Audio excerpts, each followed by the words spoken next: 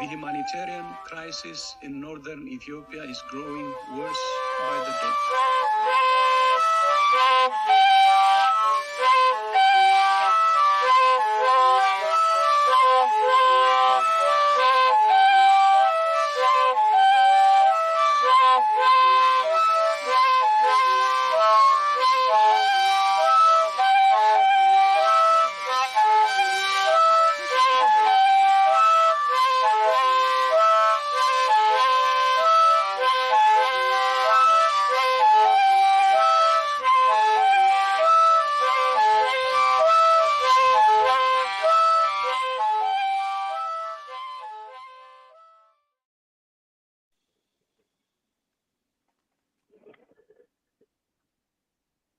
Good afternoon.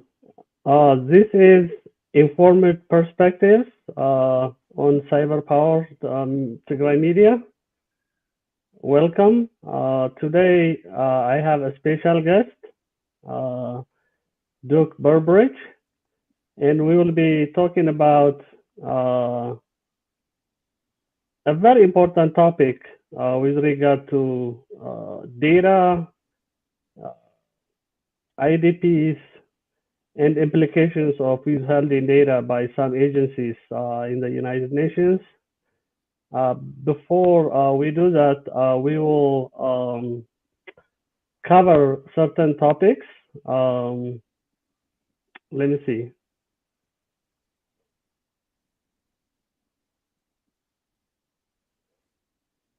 Let me go to, there is some technical problem going on.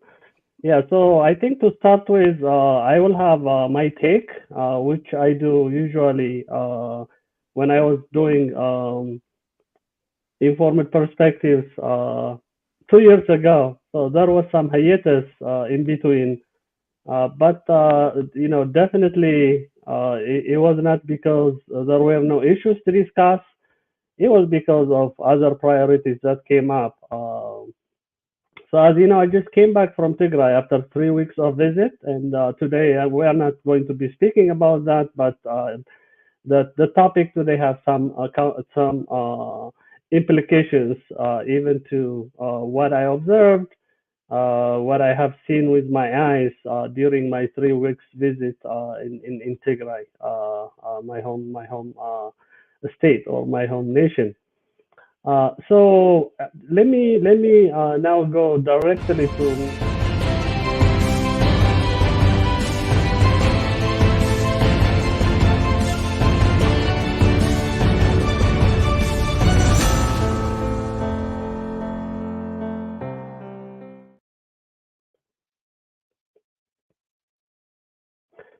So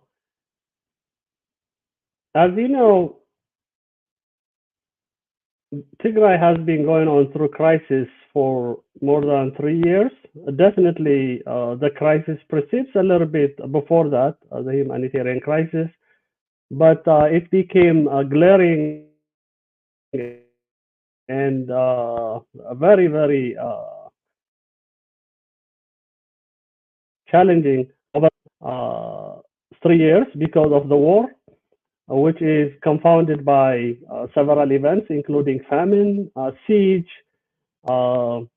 failure of rain, definitely, and sometimes also unseasonal rain that has affected the production of food and harvest of crops. So we know also in the past couple of years, we have published data related to the status of health facilities in Tigray, which was published in BNG Global Health. And recently, we also published with colleagues at Eider Hospital in Mekelle in the Lancet Global Health about what is going on with neonatal mortality. So with this background, recently, actually, I got this from my guest, the information. We learned that a very critical data set for IDP site assessments by the IOM or the Institute of Migration, where it has this data unit, was withheld for not officially disclosed reasons. After we had this, I had a conversation with Duke and one of my colleagues called James Cochran.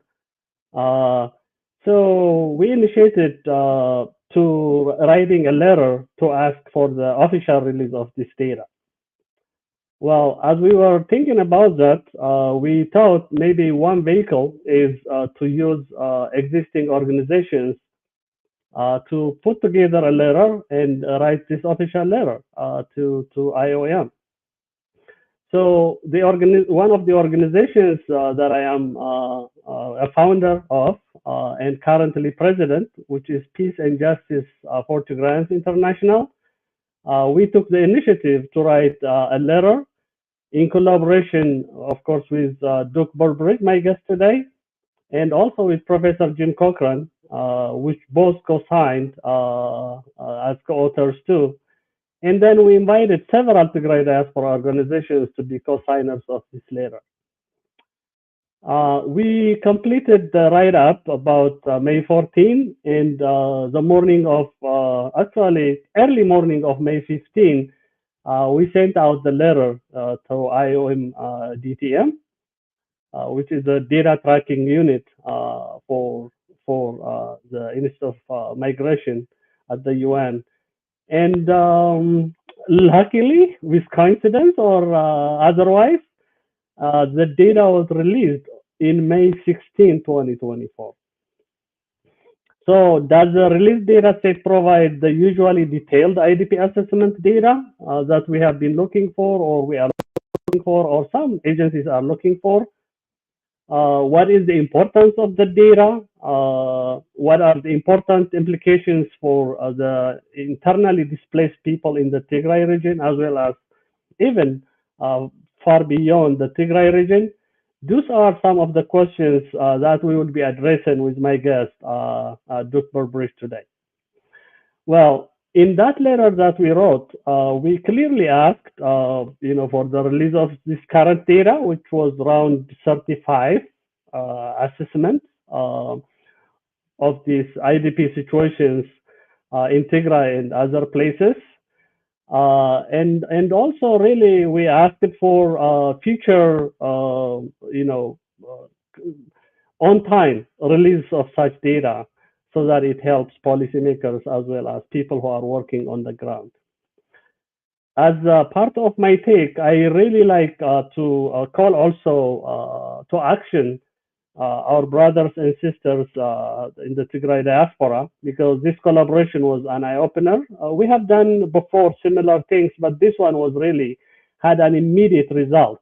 So we shouldn't be letting up. Let's demand the IOM and other UN organizations to vigorously document the crimes that continue to be committed against civilians in Tigray. The situation of the IDPs, or the internally displaced, and the dire state of civilian infrastructure, including health facilities in Tigray. We should also, not let up to demand the IOM and other UN organizations to release data on a timely basis and in complete and accessible manner. We should demand also the international community to stop its double standard and help stop Tigray genocide, since due to the fact that these internally displaced people are still in camps, they are suffering from morbidity and mortality. As they say in Tigrinya, "Zahadara Adaw, Arkay Yasumba'a." I think if we come together, if we pull together, we can always win. So the Tigray diaspora organizations need to continue their collaboration, as that is really the way to get to a solution.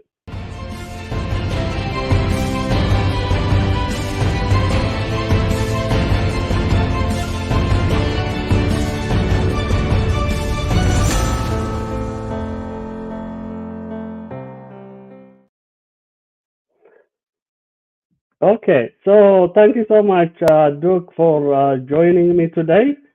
Well, I will introduce you in a second, but before that, maybe let me give you an opportunity to give a rejoinder to what I stated as my take today. Yeah, Yeah. First, thank you for having me.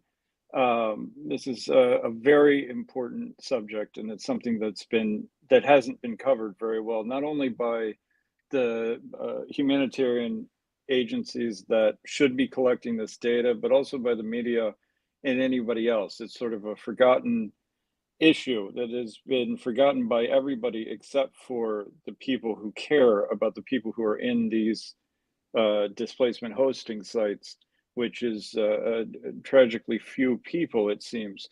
Um, this, I remember that about a week ago, I was talking about the IDP data being so old. We were talking about the conditions that existed in September of last year, and it hadn't been updated. It hadn't been updated for almost several months.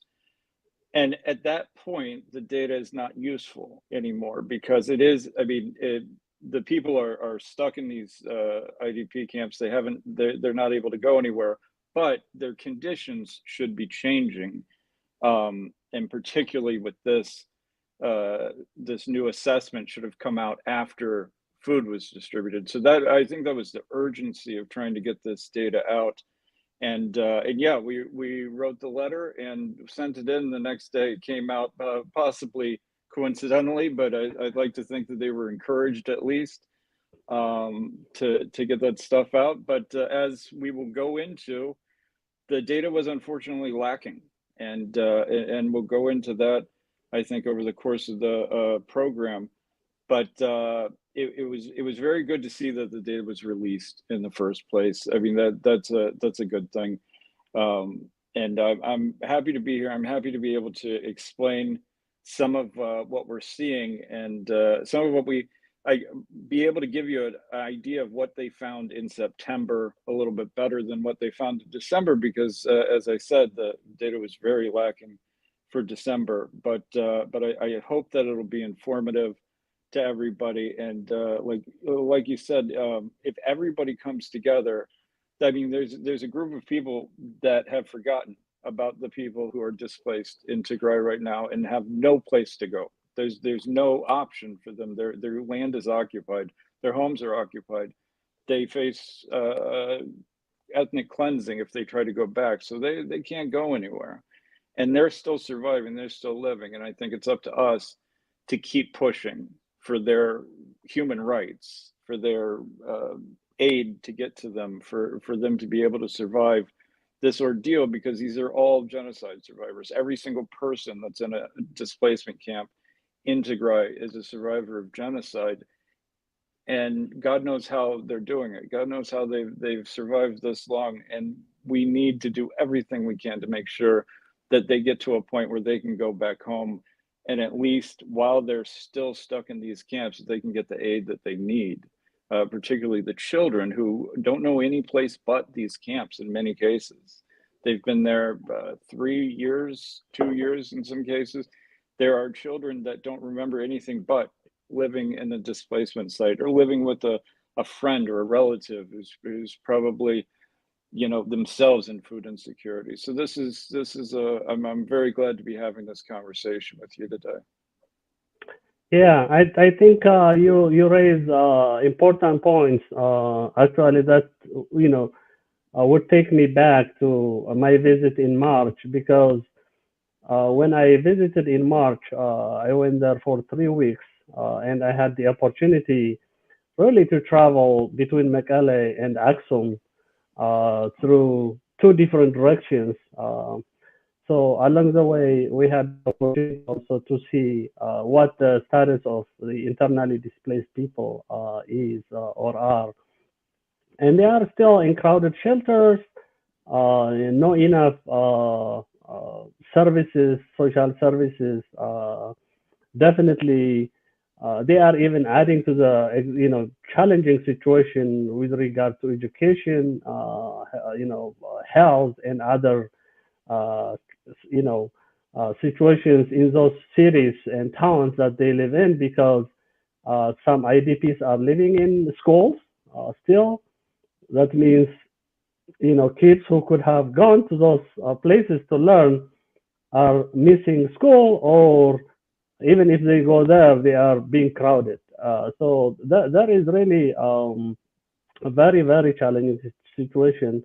The other concern that I have been really hearing is the fact that the rainy season is again coming. You can imagine last summer, last rainy season, all these camps, the tents were flooded. I mean, it is really tough to stay in those camps during the rainy season, especially when there is good rainy season in that area. Yeah. So that has been also another issue of an anxiety, on the people. And as we speak, they are still there, and the rains are going to come pretty soon. So it is a very, very dire situation, Duke. But definitely this data is going to be a step in the right direction. So let me, we just delved in, Duke and I know each other really now quite well through social media on Twitter, and then also Twitter Space or X Space.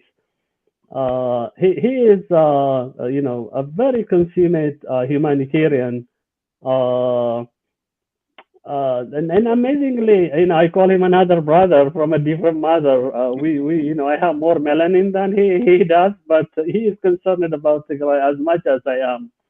And he is serving even with our Tigray diaspora organizations as an advisory member to the board for SPN for Tigray. But he has worked in international organizations and has a lot of experience, over 15 years of experience in that. Uh, and so I am glad that our paths connected. When people ask me, say one good thing about, the war that has happened in Tigray, and I say, as you guys say, like in the West, the silver lining is knowing people like you, knowing Yeah. a lot of friends of Tigray, a lot of humanitarians, a lot of people concerned about people that they have never seen, they have never met. And you were telling me yesterday that you are looking forward to make that first visit to Tigray, and Absolutely. definitely people are listening to us now.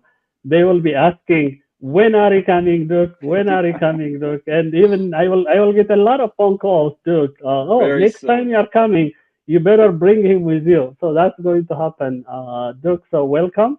Thank you Thank for you. joining me on, after I think my first show after 2 years.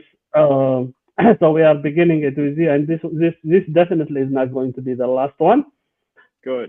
So anything to add to your, small biography, short biography that I just described? No, that's pretty much me in a nutshell.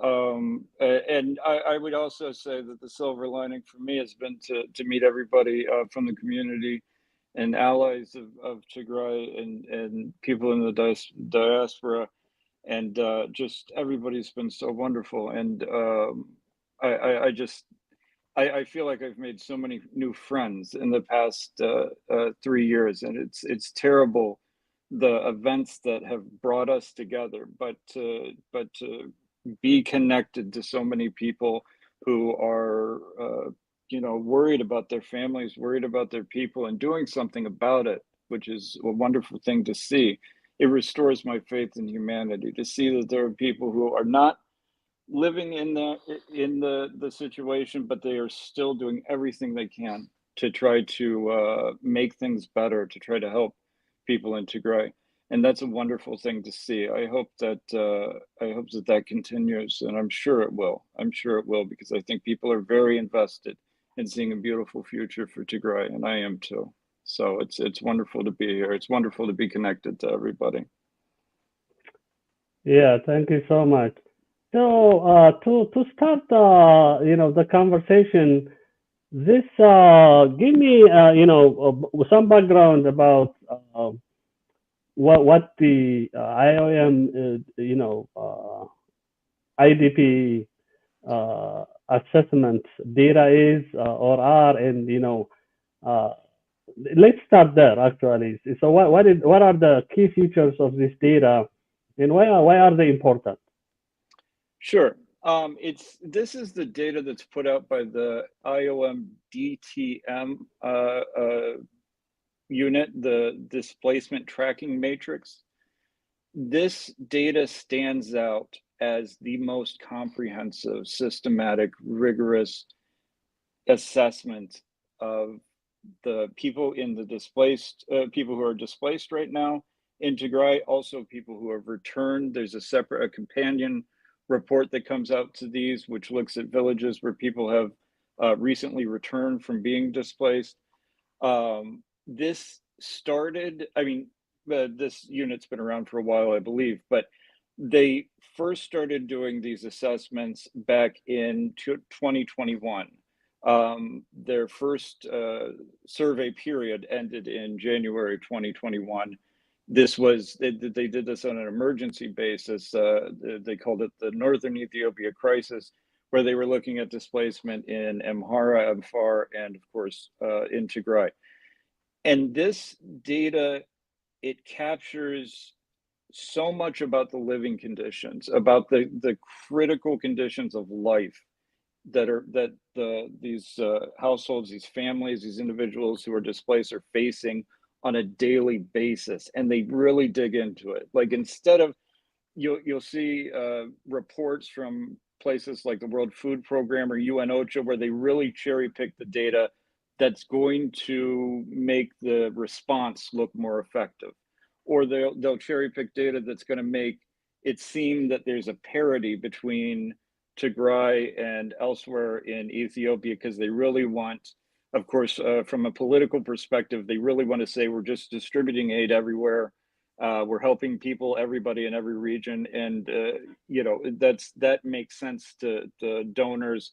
That makes sense to a lot of the humanitarian organizations. But this data really gets down to the nitty gritty of how people are living and what conditions they're facing. Now, in September 2023, this was the previous round 34 came out in September 2023, and they surveyed 2,500 displacement sites. They asked them a long list of questions. They really got into it, but as you can see, most of the displaced people were in Somali region, Oromia, and Tigray. By far, this is about 3 million of the 3.5 million people who are displaced were displaced in these three regions. If you look at Amhara, there is about, 66,000. Of course, it should be understood that in Amhara, there is a lot of that region that couldn't be accessed, just like in Tigray. In Tigray, there's a lot of area in Tigray that cannot be accessed by the assessment teams because it's being occupied illegally by either Amhara regional troops, Fano, or the Eritrean military. And they're known to target humanitarian workers or people doing assessments. So there's these are incomplete. There are sites that they weren't able to get to, that they weren't able to access. However, as one would imagine, these areas that are not safe enough for people to do assessments are usually not areas where a lot of people are displaced to. That's usually the areas where they're displaced from.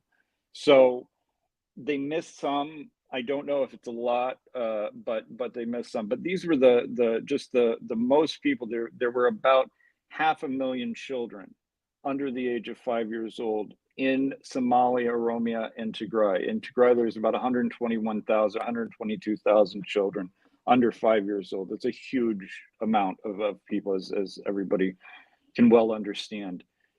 But this is the only systematic assessment of how these guys are doing, like what they're facing. If you look at the chart here, the comparison of Tigray versus national averages, you can see some of the questions that were asked, some of the observations that were made here.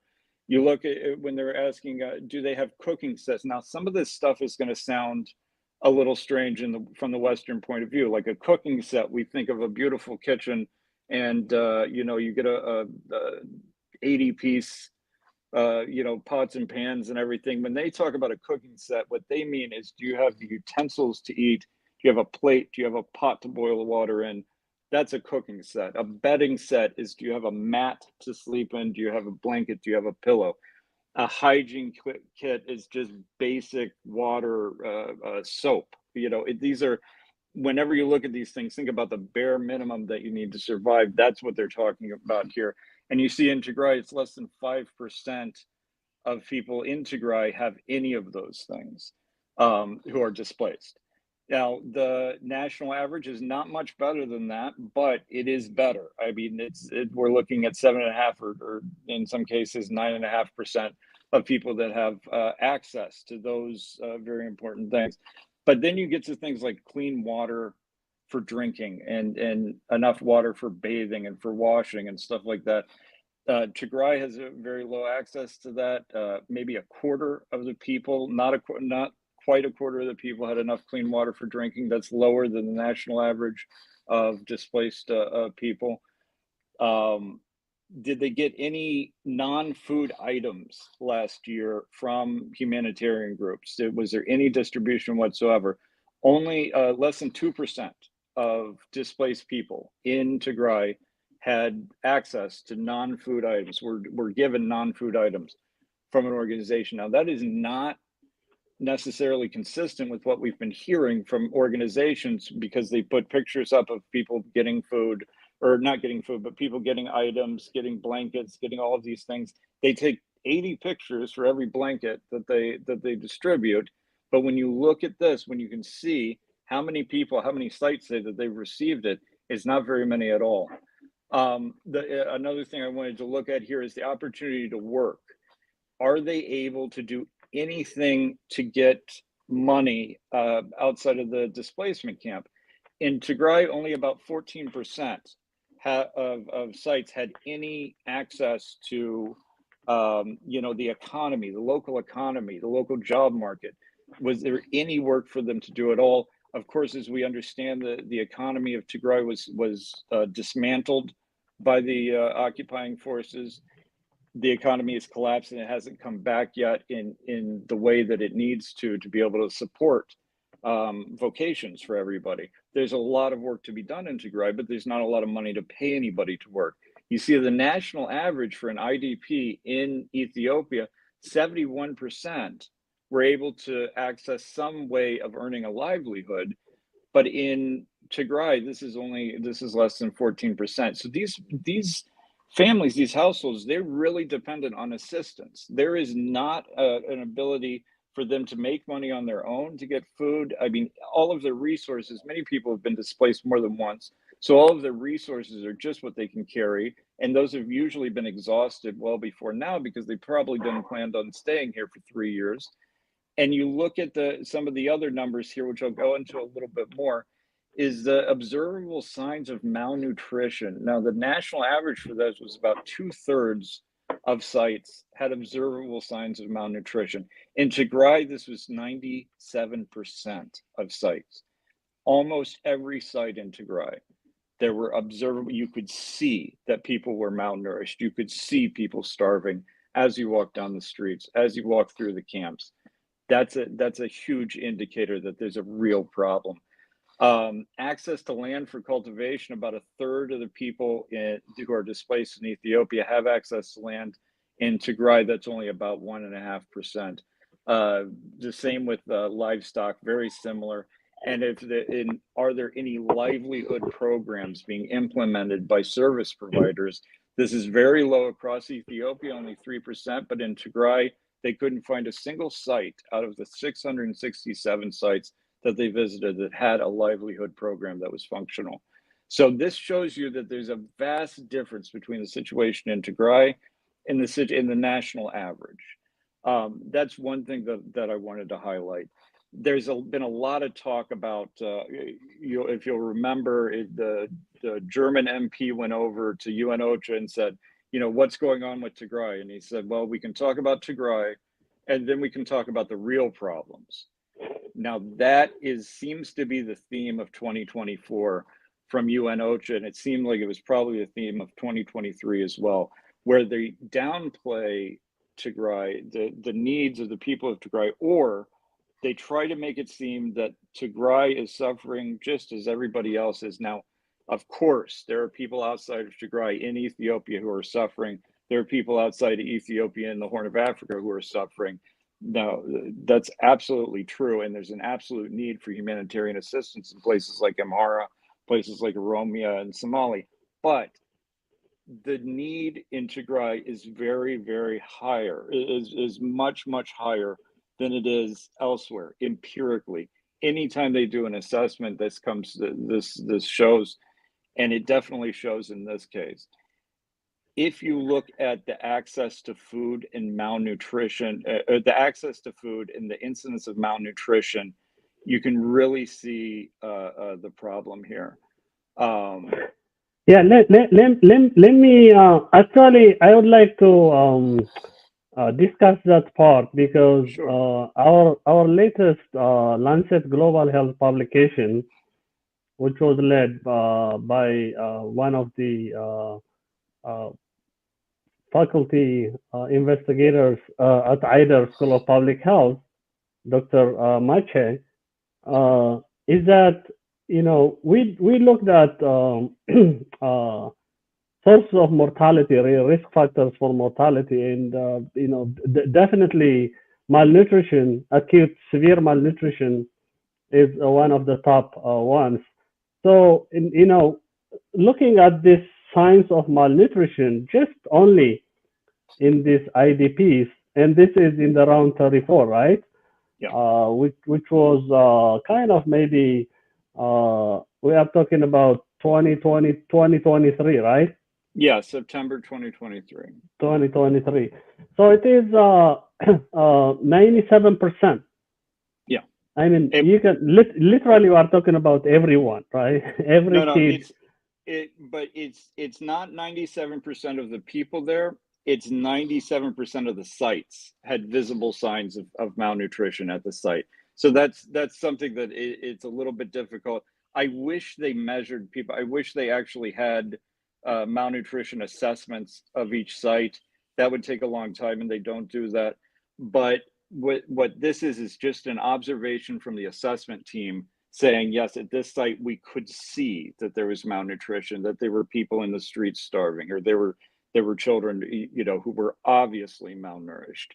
That's what that says. Yeah. But yes, every single Okay. site, just about every single site, the people there are living with starvation at their doorstep, quite literally at their doorstep.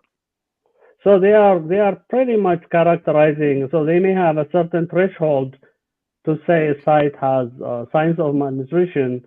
So I mean, what I have seen in my eyes, and even the data, the survey data that we analyzed and published, indicates that malnutrition, even severe malnutrition, is pervasive in not only in these IDP camps, but also in the general population in general. So it is, I think this signifies to some extent also the relevance and the importance of this data set.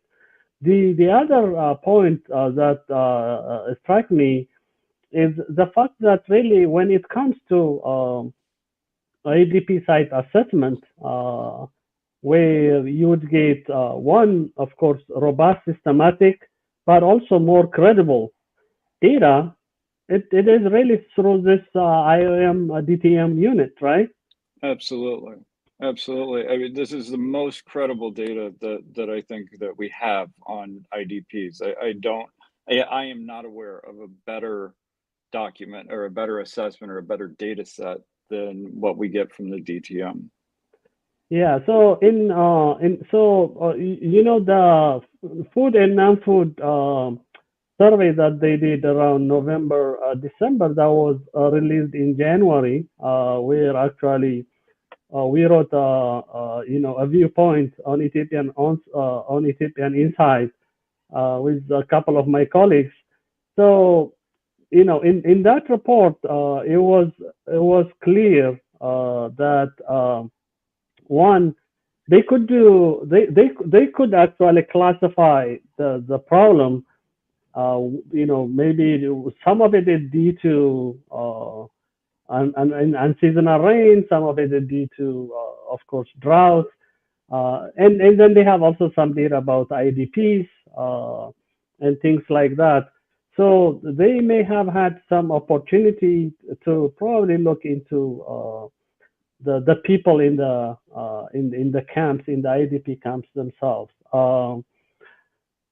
So I think we have some more data about, I believe, about Yeah. this round 34 before I go to round 35. Yeah, absolutely. And round 34, and what you say is there are a lot of assessments that try to include displaced people, and it should be easy because you know where they are. But in most cases, in all of the emergency food assessments, for example, they missed the displaced population. They didn't go to those sites. In some of the ones afterwards, they tried to include them, but they included them in a small number that was not a representative sample like they had in the other regions. To do this correctly, you really have to focus. It really has to be an exhaustive site or an exhaustive assessment, and that's what DTM does.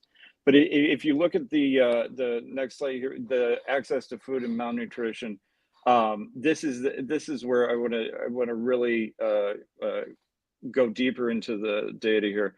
When you look at just sites that said they had no access to food or to food assistance, they were given three possible responses, which is one, yes, on site, two, yes, off site, or three, no access whatsoever. And what's great about this data is that if they say on site, they say, well, when was the last time it was distributed?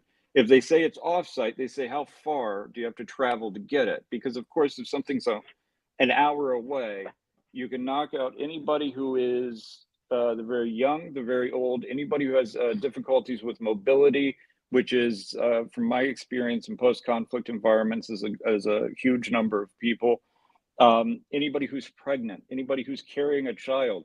If they're carrying a child, they may not be able to carry a 40-pound bag of food back from a distribution site, so they go into pretty deep there.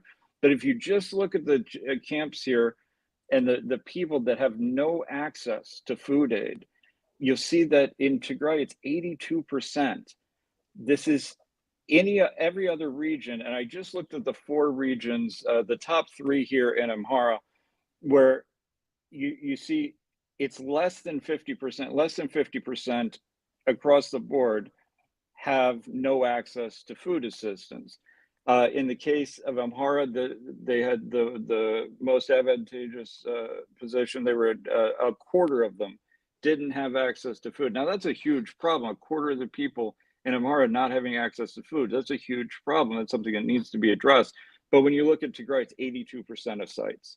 That's so much worse.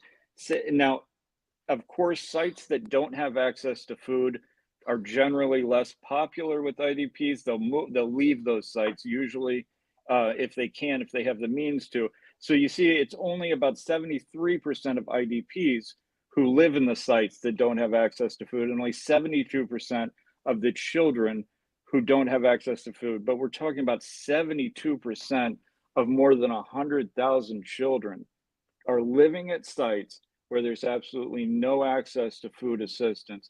The only place they're getting, the only way that they're getting food is from community donations. That's the only thing that's keeping them alive. The humanitarian response has completely failed in those cases.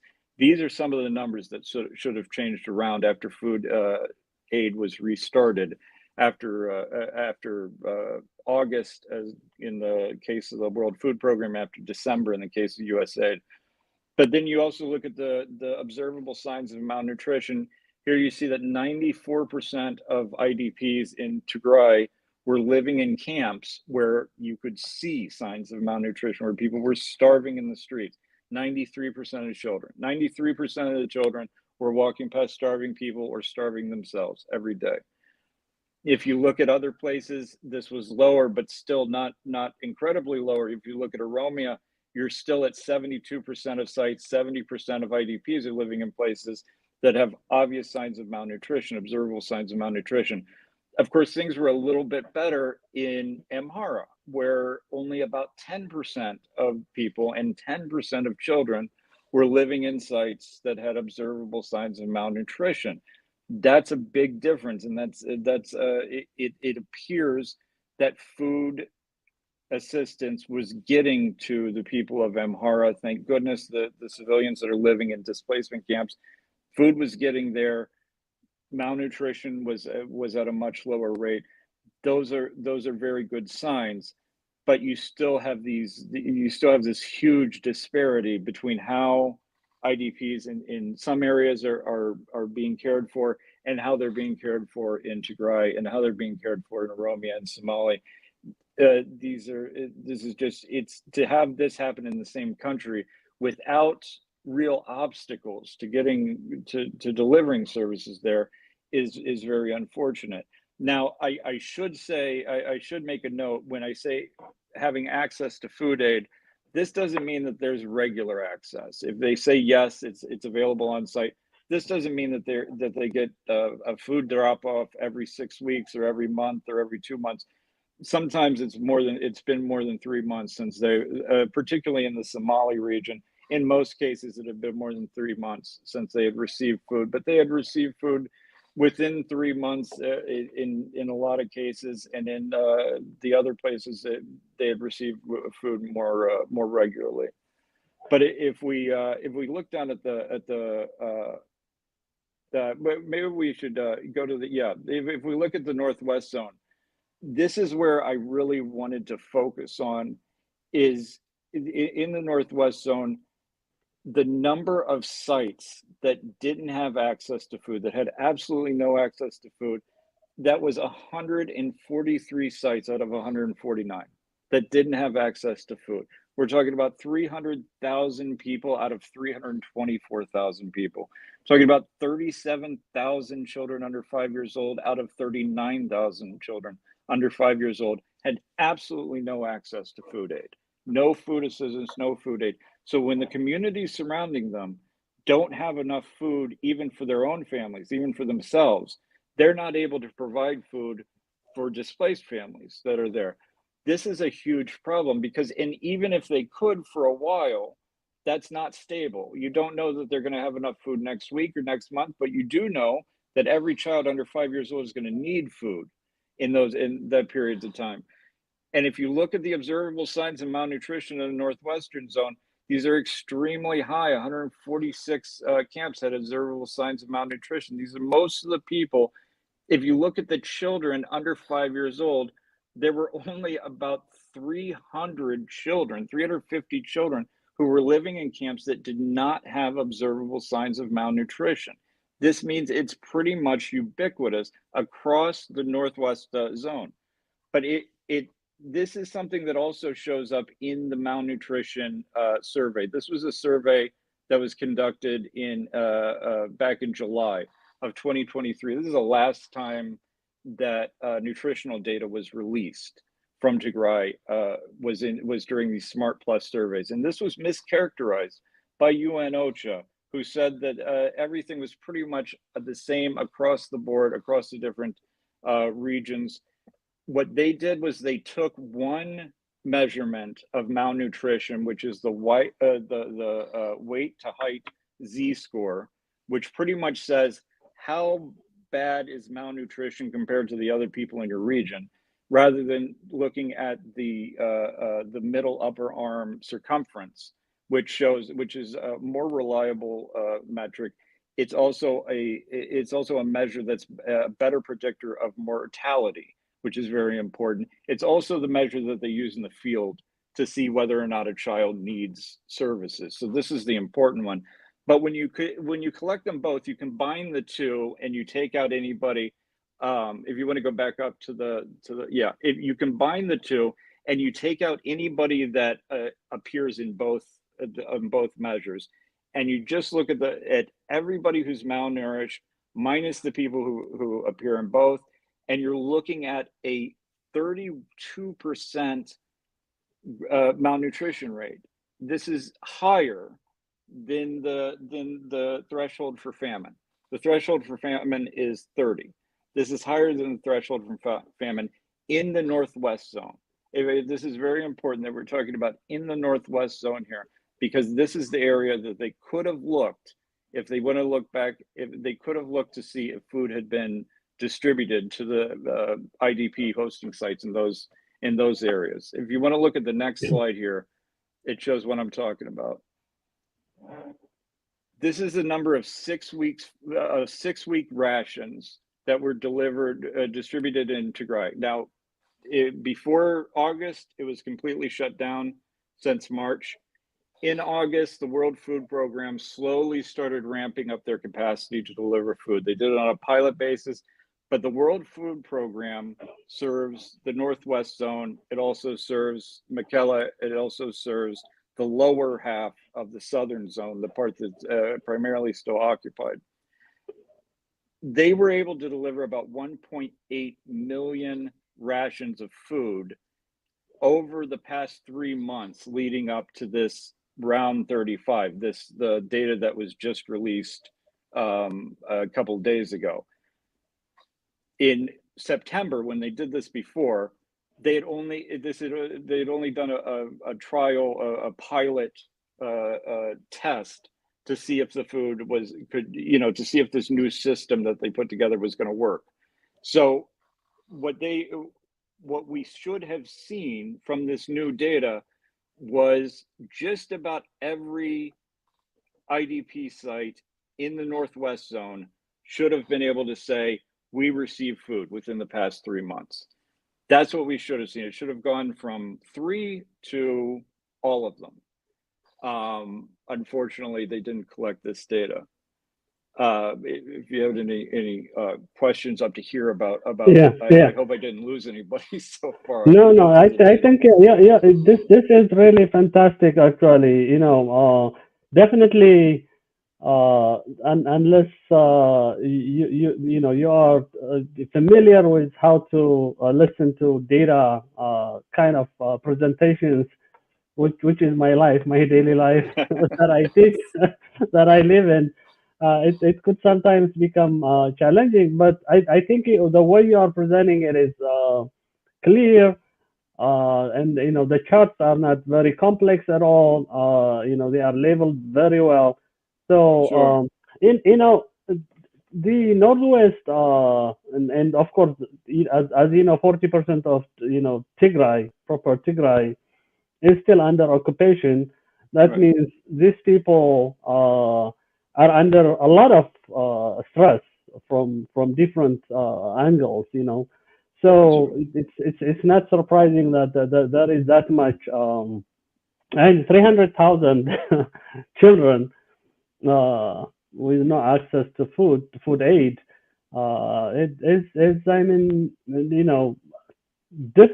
difficult to bear. So I think thank you for bringing that to light for those who are listening. So I think in the interest of time, let's go to what brought us together to this conversation, round 35. Yeah. So round 35, we will speak about the data, but so to just give a summary for those who are just joining us. I am here on Informed Perspectives with Duke Burbridge. We are talking about what is going on really with release of IDP site assessment by the International Organization for Migration. It is data tracking unit. And what is problematic is we believe that there is unfair, unreasonable delay in the release of the data, but also as Duke would demonstrate in the next few minutes, that even the release data has some gaps when it comes to the assessment of the IDP sites in Tigray. So, Duke, let's jump in. Let's delve into round 35. What do you see in round 35? In round 35, they did another assessment of all of the IDP sites. There is slightly fewer people in these sites, and that concerns me a great deal because it's a very big difference in how people leave the sites. One thing that's very disconcerting to me is there doesn't seem to be anyone who's actually tracking to see how many people are dying in these sites. That's a huge oversight. I haven't seen, I mean, the mortality study they collected from some places, but not all. There needs to be a better tracking of that because it does not appear that that data is available anywhere. But people who leave sites, who leave with food, with the ability to restart their lives is one thing. People that have to leave a site because there's no food there, because nobody's providing any services, because there's not enough water, that's a whole different story. These are people who are just desperately wandering, trying to find food, trying to find what they need to keep their children and themselves alive. That's a whole different story altogether. But you see that the number has decreased slightly of the IDPs everywhere. You look at Amhara and it's increased significantly. Now that's due to the fact that they had better access in Amhara the second time around. So, but we're only up to about 140,000. There's probably more that they haven't found, but so this would put them in as the fourth highest region, but certainly well below the rest of the Somali, Oromia, Tigray is still where the overwhelming majority of IDPs are. One thing that we did get from the data is the origin of the largest group in the site. That's one thing that they track that's very helpful. And we see in Tigray still 485 of the 666 hosting sites, the largest group of people are from Western Tigray.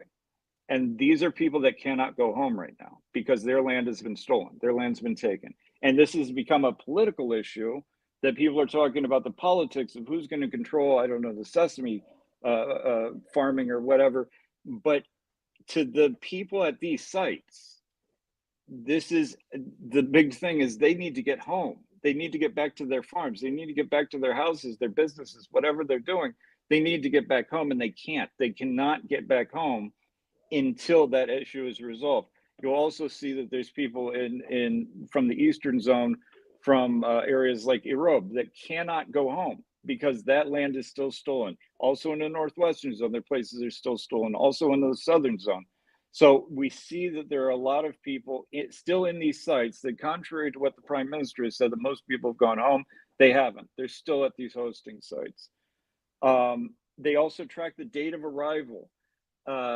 It looks like there's still 40,000 people last year came to displacement sites. There is supposed to be a time of peace. 40,000 people came to displacement sites, but most people have been there for 1 to 2 years.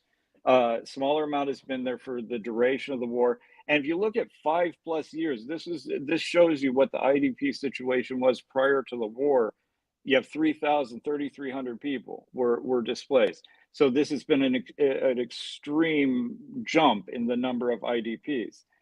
But what they didn't do in these assessments, and bring us to the crux of the matter, what they didn't do in these assessments is they didn't ask the same questions that they asked in the last round. Not in Tigray, not in Oromia, not in Somalia, not where you have 3 million IDPs. They didn't ask these questions. They didn't ask them if food had gotten to them. They asked the question in Amhara only. Now in Amhara, 21% of the children, I'm just looking at children under the age of 5 right now, 21% of children under the age of 5 had no access to food distribution. In December, only 11% had no access to food distribution. The amount of places where it was delivered on site had jumped about 20%, almost 20%. things have looked up in Amhara. Things are a little bit more positive, and thank goodness for that. However, in Tigray, the December assessment should have told us, should have given us a table like this for Tigray. We should have known of the 100,000 children that are still displaced in Tigray, how many of them are living in camps that do not have access to food. That should have been 0 in the Northwest Zone. It should have been 0 in Mekelle, where the World Food Program had started up again. They distributed 1.8 million rations at that point. That should have made it to everybody there. But we do not, either they did not collect this data for round 35, which would have been a very questionable decision to make, given the fact that they knew that the lack of access to food and malnutrition in round 34 was so extreme in Tigray, was so extreme in also in Oromia, also in Somali. To ignore those regions and only focus on Amhara would have been a huge strategic blunder if they didn't collect this information. If they did collect this information and they didn't report it, they didn't release it, now we have a whole different problem, because now we have to wonder why. Why won't they tell us if the IDP sites, if the people at the IDP sites have seen any food? Because they were supposed to be receiving food. They were supposed to be receiving food during the suspension. They said that the EDRMC was distributing food. That's highly questionable whether or not that happens, because they lie a lot. But whether or not they got food should have come out in this assessment. This is why I was pushing for this assessment, to see if IDPs had gotten food, and we don't have that data because they either didn't collect it or they're not reporting it. And this has been a trend in Tigray. This has been a trend, not in Tigray, but this has been a trend in issues that are facing Tigray. Data is not being collected. The emergency food assessment hasn't been done since February of last year. The last mortality assessment ended in July, prior to the real onset of the lean season, prior to the failed harvest. The nutritional aid delivery dashboard, we used to get this used to be updated every month. That hasn't been updated since December 2023. The one that looks at Tigray specifically, the one that shows us how many IDPs were admitted, how many children of IDPs were admitted for treatment of severe acute malnutrition. We just don't have that data anymore. They stopped doing it. The food cluster stopped publicly releasing weekly food distribution updates. They're still available. If you know somebody, you can get them, but they stopped releasing those publicly. The last malnutrition assessment was the one I just showed you there.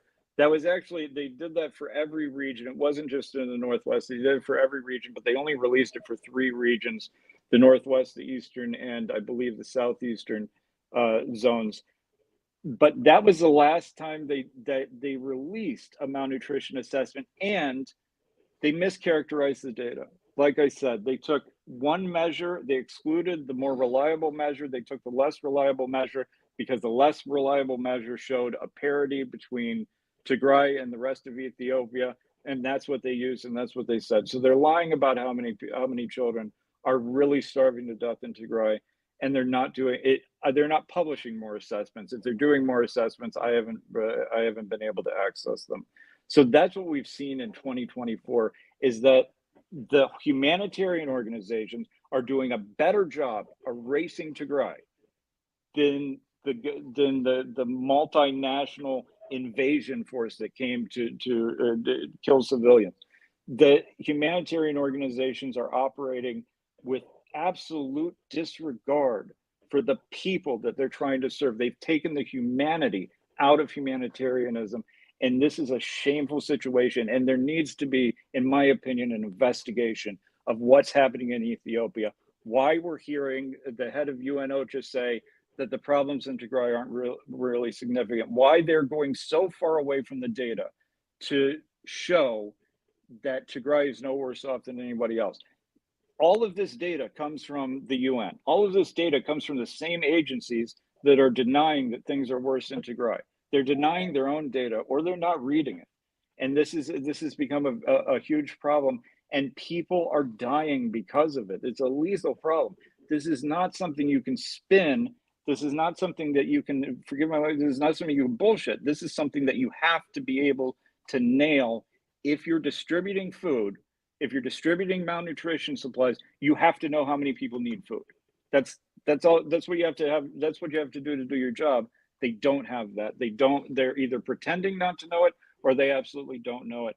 That calls into question this new system of distributing aid that's supposed to be working wonderfully for everybody.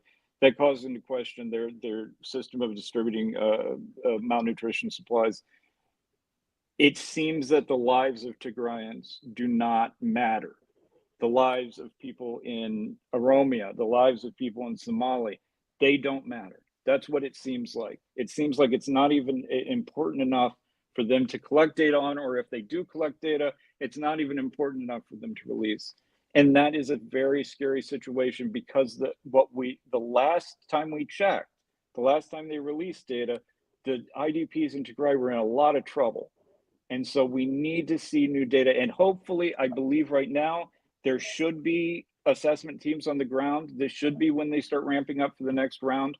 I hope to God that they will change their policies and change their practice and focus on Tigray and focus on the people of Tigray who are displaced, who need aid very desperately, or in very desperate situations.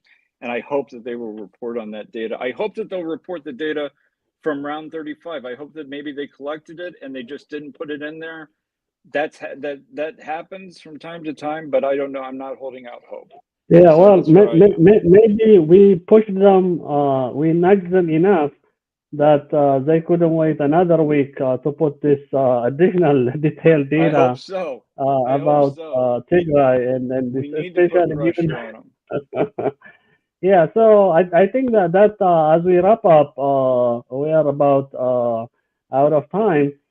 I think the message is clear. One, we have learned that if we work together for the same cause, not only really within the Tigray diaspora organizations, but we have friends of Tigray here and there, and I think we can make a difference. We can have an impact. So that is lesson number one to me. Lesson number two, and I think even as we see even the release of this data, I am so thankful and grateful that you were able to dig in and find out some of the gaps. But even our Tigray diaspora experts in this field should be looking into this data and see if there are even some additional gaps. And those could help us, actually, the system itself, the UN, to address them in the next round of data collection or data release. So it is a service also to the data tracking unit at the IOM or at the UN. So this is lesson number two. And to me, the last one, but not least, is that really the IDPs in Tigray that I have seen. I mean, before I traveled to Tigray, of course, I had a lot of anxiety, depression, all that fear about what could have been happening, over the last 3 years. And I went there, and as you know, I have been publishing really in major journals about what's going on in health facilities, the malnutrition crisis, the mortality crisis, and all that. Even I was analyzing this raw data. My sense was maybe there is a hope that it may not be as bad. That actually I had some little hope. When I went there, I found it to be even much worse. I went to places where people are, don't have anything to it. Like literally with nothing. And I have videos that I brought with me that are available for people to see in one of the websites that I handle.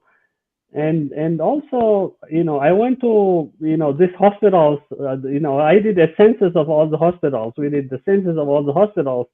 So I went to a few of them, and literally, Idaga Arab Hospital, for instance, totally still in that situation where they literally used arson to burn every room, to destroy every chair, every whatever equipment that is in there. And you can see it. I mean, this is not an happenstance of war where, like some shelling came and Right. attacked us. This was deliberately done. Even they defecated inside these rooms to show, how much hateful, spiteful this people who invaded Tigray from Eritrea, Fano, and of course the federal government. So I think it is important that we use this data to talk about, to advocate to what we bring from even our experiences when we visit Tigray or when we talk to our family, friends, and colleagues in the Tigray region. I think, yeah, with that, I really would like to thank you, Duke, for all you do. But more importantly, this is just the beginning. We will be collaborating on, I think, matters that are of important to the humanity, to the cause of humanity. And in this case, Absolutely. our work on Tigray will continue. Have a very restful rest of your day. Again, thank you so much, and to all our listeners, we would like to thank you for joining us, for listening to the conversation. If you have any questions, feel free to send them via email, write comments on each of the platforms where this video will be shared. And you know where to find me. My Twitter account is at Prof. Mulgeta. You could also find Duke at Burbridge Duke. That's his Twitter handle, or X handle as they call it now. Yeah, and so long. Thank you so much, and we will see you again next week.